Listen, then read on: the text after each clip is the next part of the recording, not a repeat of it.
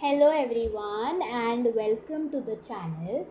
हमने लास्ट जो वीडियो मैंने अपलोड किया था उसमें हमने क्वेश्चंस कवर कर लिए थे 3 लेवल्स ऑफ टीचिंग के रिलेटेड। अब इस वीडियो से मैं एक नया टॉपिक स्टार्ट कर रही हूँ जो कि लॉजिकल रीजनिंग वाला जो यूनिट है उसमें आता है। ये जो टॉपिक है वो है टाइप्स ऑफ डेफिनेशन। इस पे अभी पिछले 1-2 साल का अगर आप क्वेश्चन पेपर ले लें तो इस पे क्वेश्चंस आए हैं यूजीसी नेट में।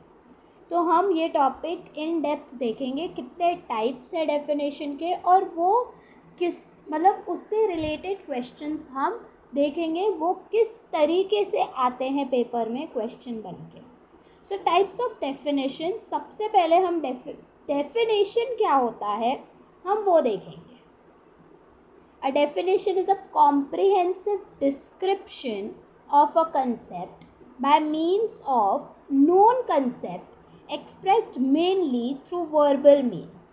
Definition क्या होता है? Definition जो होता है वो एक comprehensively describe करता है किसी concept को, उस concept का meaning बताता है, उस concept को अच्छे से explain करता है और वो जो एक्सप्लेनेशन है या वो जो हम डिस्क्राइब करते हैं उसमें जो वर्ड्स या उसमें जो कंसेप्ट यूज़ हुए होते हैं वो हमारे लिए पहले से हम जानते हैं उस कंसेप्ट को।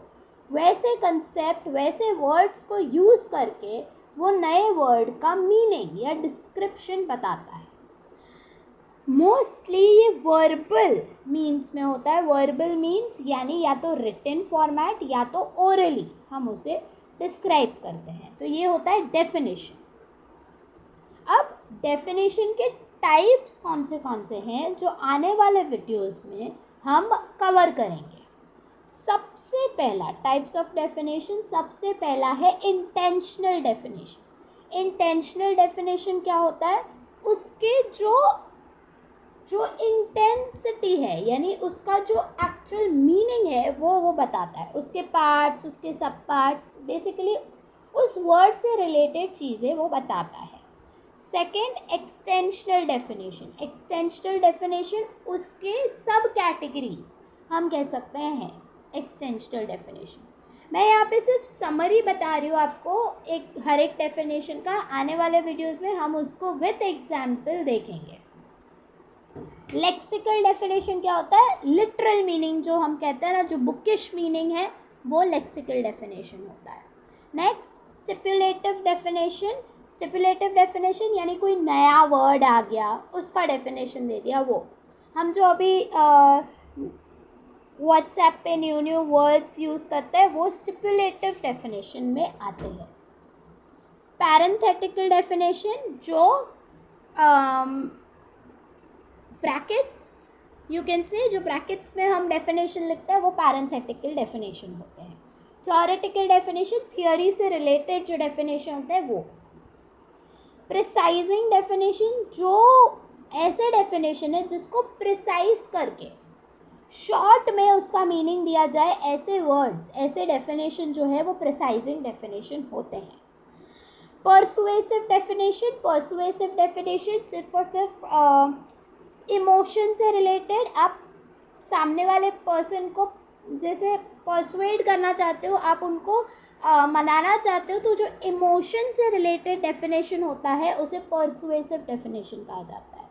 देन ऑपरेशनल डेफिनेशन, जो वर्ड का ऑपरेशन बताएगा वो उसका डेफिनेशन हो जाएगा। फंक्शनल डेफिनेशन, जो वर्ड का फंक्शंस बताते हैं, बेसिकली कि ये गिवन वर्ड है इसके फंक्शंस क्या हैं, वो फंक्शनल डेफिनेशन हो गया। एनालॉगस डेफिनेशन यानी जो कंपेयर करता है दो चीज़ों को, फिर उस तरीके का डेफिनेशन जो होता है वो एनालॉगस डेफिनेशन होता है। Last, ostensive definition. ये सारे जो डेफिनेशंस हैं इनको इन डेप्थ में हम आने वाले वीडियोस में समझेंगे। साथ ही साथ इनको विथ एग्जाम्पल्स हम समझेंगे ताकि आपको अच्छे से इन डेफिनेशन का मतलब जो है वो समझ में आए। और इससे रिलेटेड अगर क्वेश्चन आता भी है तो आप थोड़ा एग्जाम्पल से रिलेट करके वो क्वेश्चन सॉल्व कर। आगे एक इम्पॉर्टेंट चीज़ वीडियो में एंड करूँ उसके पहले एक इम्पॉर्टेंट चीज़ देख लेते हैं, what is the purpose of the definition.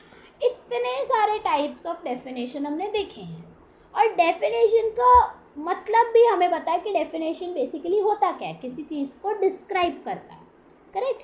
But इसका पर्पस क्या है डेफिनेशन का? तो सबसे पहला point, to describe a concept at given level of abstraction. किसी भी कंसेप्ट को डिस्क्राइब करता है डेफिनेशन, बताता है कि वो कंसेप्ट एग्जैक्टली है क्या। अगर मैं आपको कोई वर्ड दे दूँ, जैसे साइंस में बोल दूँ, साइंस वर्ड है क्या, वो साइंस कंसेप्ट क्या है, वो आपको डेफिनेशन साइंस का जब आप रीड करते हो वो बताता है कि साइंस है क्या। Distinguish a concept from a related concept. अगर मैं साइंस का डेफिनेशन बोलूँ और सोशल साइंस का डेफिनेशन बोलूँ तो वो दोनों रिलेटेड कंसेप्ट है, लेकिन वो डिफरेंट कैसे है वो डेफिनेशन आपको बताता है। Establish a relationship between the concept in question and the other concept in order to determine the position of the concept in the system.